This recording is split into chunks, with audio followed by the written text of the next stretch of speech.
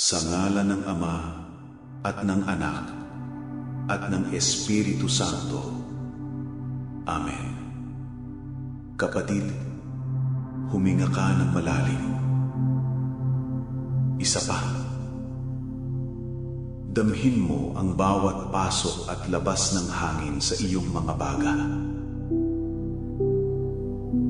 Sa sandaling ito, nais kong isipin mo na ang silid na kinalalagyan mo ngayon ay hindi na isang silid ng ospital o silid ng bighati, kundi isang banal na santuaryo.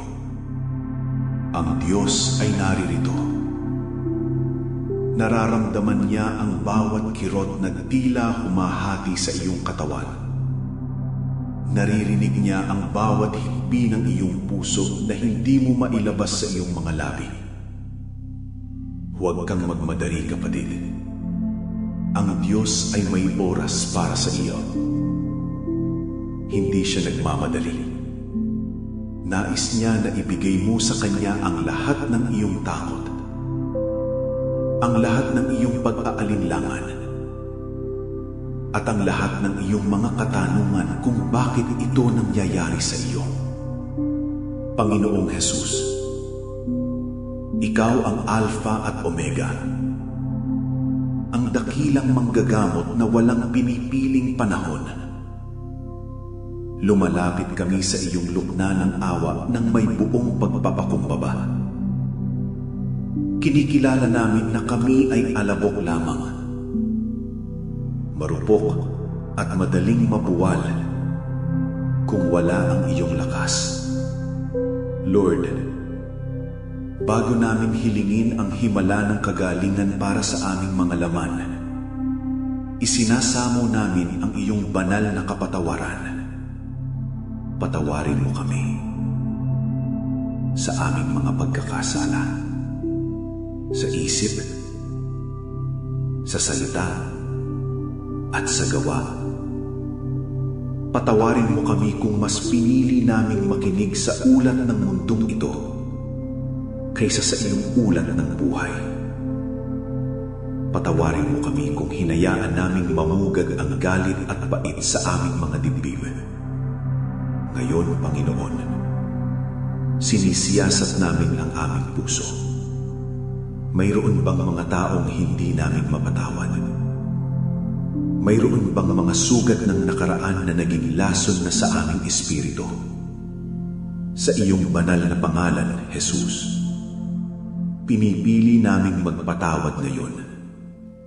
Pinapatawad namin ang mga taong nanakit sa amin, ang mga taong nangiiwan sa amin sa gitna ng laban, at ang mga taong nagdulot ng sugat na hindi na nakita ng iba. Binibitawan na namin ang lason ng kapaitan. Hugasan mo kami, Lord, ng iyong banal na dugo. Gawin mong malinis ang aming konsyensya. Alisin mo ang anumang espiritual na hadlang na nagpipigil sa daloy ng iyong kapangyarihan. Tinatanggihan namin ang espiritu ng katakutan, ang takot sa diagnosis, ang takot sa kamatayan, ang takot sa kinabukasan ng aming pamilya. Pinalalayas namin ang takot na iyan sa pangalan ni Jesus, sapagkat ang iyong pag-ibig ay nagpapalayas ng lahat ng katakutan. I-relax mo ang buong katawan, mula sa aming noo, sa aming mga balikat, sa aming dibdib, hanggang sa dulo ng aming mga paa. Hayaan mong ang iyong banal na kapayapaan na lampas sa lahat ng pag-unawa ang siyang maghari sa aming buong pagkatao. Handa na kami, Panginoon. Kami ay malinis na sigla na ngayon, handang tumanggap ng iyong dakilang haplos. Manatili ka sa amin, Jesus. Amen. Sa sandaling ito, Panginoong Jesus, Ipinapatong namin ang aming mga kamay sa espiritual na paraan sa bawat bahagi ng aming katawan na may karamdaman. Ikaw ang Divine Architect. Ikaw ang lumikha sa amin. At alam mo kung paano kami aayusin. Inuutusan namin sa bawat selula, bawat tissue, at bawat organ na bumalik sa iyong banal na disenyo ng kalusugan. Mula sa tuktok ng aming ulo, Lord, ayusin mo bawat ugat at bawat bahagi ng aming utak. Sa mga dumaranas ng stroke, neurological disorders o Alzheimer's, inuutusan namin ang bawat neurotransmitter na gumana ng tama. Tunawin mo ang bawat blood clot. Sa mga may tumor o bukol sa ulo, sa init ng iyong banal na espiritu, tunawin mo sila ngayon din. Hanggang sa maglaho at hindi na muling makita pa. Hipuin mo ang aming mga mata. Ibinalik mo ang paningin sa bulag. Kaya ibalik mo ang linaw ng aming mga mata. Alisin ang katarata at glaucoma. Hipuin mo ang aming pandinig. Buksan ang mga saradong tainga. Bumaba ka sa aming mga baga. Ikaw ang nagbigay ng hininga kay Adan. Hingahin mo ng bagong buhay ang mga bagang ito. Alisin mo ang pneumonia, tuberculosis, asthma, at lahat ng bakas ng virus o cancer sa baga. Paluwagin mo ang paghinga namin, Lord. Hayaan na bawat hininga namin ay maging hininga ng iyong tagumpay. Hipuin mo ang aming puso, ang sentro ng aming pisikal na buhay. Ayusin mo bawat valvula, bawat artery, at bawat ugat. Linisin mo ang aming dugo mula sa kolesterol at anumang bara. Sa mga may mataas na blood pressure, inuutusan namin ang aming puso na tumibok ayon sa iyong banal na ritmo. Linisin mo ang aming dugo